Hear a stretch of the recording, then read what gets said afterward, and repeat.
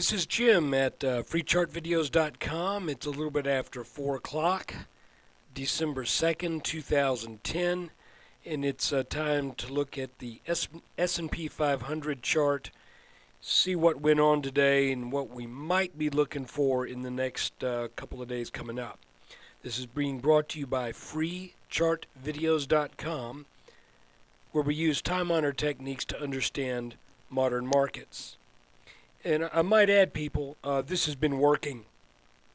Unlike some bear chart readers who keep calling for a crash and keep losing on their short positions, what I'm doing has been working. And it's because it's the stuff that's been working for decades, centuries even.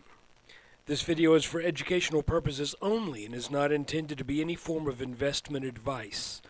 I can draw lines on charts, but you have to draw your own conclusions from your own due diligence and make investment decisions that are suitable for your financial situation. I'm not a licensed professional. I'm just a guy that draws lines on charts. And I'm not always perfect. All right, here's our S&P 500. This is a chart that looks back 1, 2, 3, 4, 5, 6, 7, 8, 9 months. And again, I just offer this, I keep bringing this up as background because this is important stuff. After we had the flash crash, the markets went into what I believe is a bull flag. Because I believe this is a bull market. This is not a bear market rally. For crying out loud, it's been going on for how long? 18, 19 months? Folks, that's not a bear. 20, you get the picture. That's not a bear market rally. Most bear markets don't last more than 18 months. So what sense does it make that we have a bear market rally that has lasted 2 months longer than the bear market? That's silly.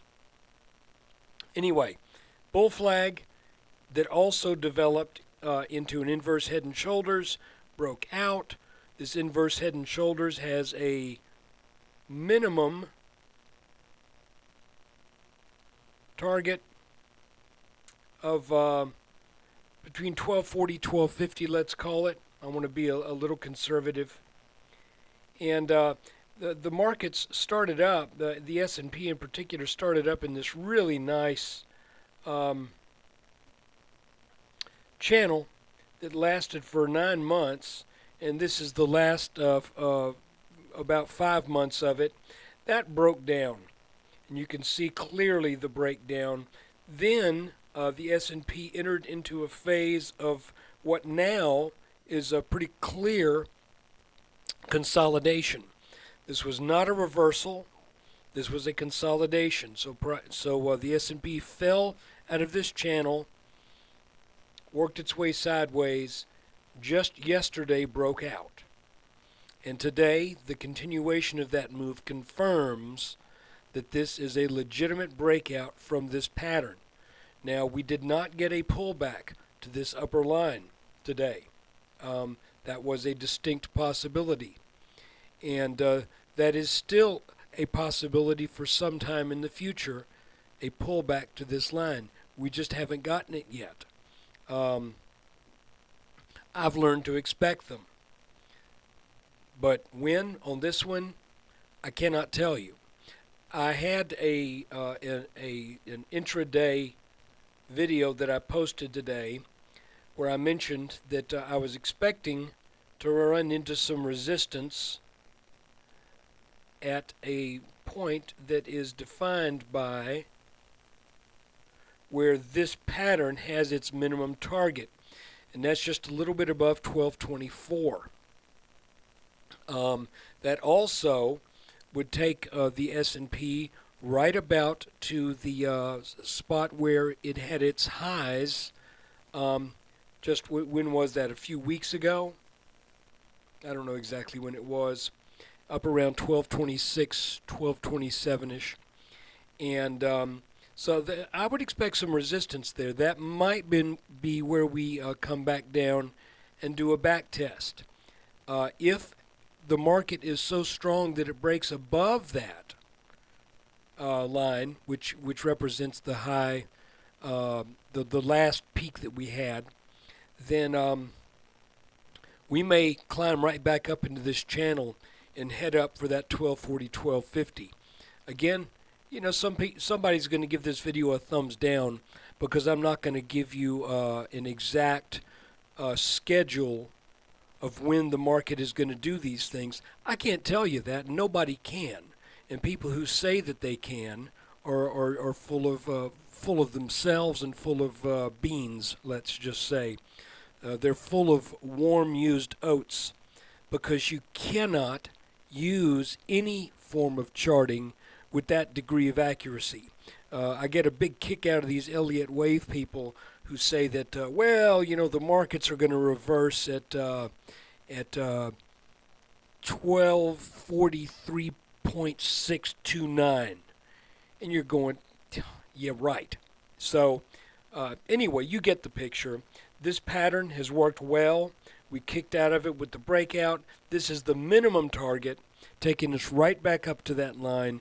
If the markets are so strong, if we get some good news tomorrow that will help the markets get off to a good start, then we may be able to technically climb back up into that ascending channel. If not, you know, I'm not that worried about it, and let me show you a reason why. Let's look at IYR and IYF. All right, this is IYF, the Dow Jones U.S. Financial Sector Indexed Fund ETF. And you can see here that this fund, the banks, insurance, mortgage services, broke out of what was a pretty large double bottom pattern. You can see this bottom, breakout. They then pulled back to this orange line, which is of technical significance. I thought this neckline would hold, but it didn't. Instead, it came down for this orange line, which is the line drawn from this peak across the April 2010 peak. So that, to me, kind of represents an area of technical importance. Going back and looking at this again, look at the pattern we have here. What is this? This is a descending wedge. It's called a bull wedge. And the reason it's called a bull wedge, even though you can tell that for more than 3 weeks, IYF traded down, which most people would say that's very bearish, but it traded down in a pattern that's called a bull wedge, because once things break out of the bull wedge, there's a very strong tendency for them to move back up and to at least test the high that was set before that wedge formed. So that's where we are with the financial sector. I believe that is going to happen. And if it does, then that adds a little bit of credence to the idea that the S&P could potentially climb back up into that channel. Now let's look at real estate. All right, this is IYR, and this is indicative of the primarily commercial real estate. And so let's see what's going on here. We have this inverse head and shoulders pattern that did a false breakout, came back, did another breakout, fell back under, and right now looks like it's on the verge of moving up over that neckline again. Now here's the thing about head and shoulder patterns where you have an upsloping neckline. Sometimes they behave a little differently. Sometimes you never really see that explosive move out of these patterns. And I tell you, a perfect one to look at that has behaved that way is LVS, Las Vegas Sands. It made a very nice inverted head and shoulders pattern, and I haven't looked at it in a few days, but I would be willing to bet that as strong and as bullish as LVS has been, it's probably not that far above the neckline, because it just has hugged that neckline as it's gone up. However, you can see that that we closed just over that line. If the banks rally, I believe that commercial real estate is going to rally with it. I believe the banks are going to rally. That will pull this up, and this should all pull the S&P up. So it's very interesting. Like I said in the interim video today, the S&P looks weaker to me in its potential to find resistance than real estate, than banks, than small caps. So this is going to be a real interesting next few days. I hope you've got something out of this video. I hope you're on the right side of these markets. And I hope when you get a chance, you'll visit freechartvideos.com. I just remind you the site is free because I depend upon your traffic and your support there and your visits. So please do come by. I've got a new opinion piece I put up yesterday on the news, and I've got other ideas for these things too. So anyway, take care. Thanks for listening, and thanks for watching.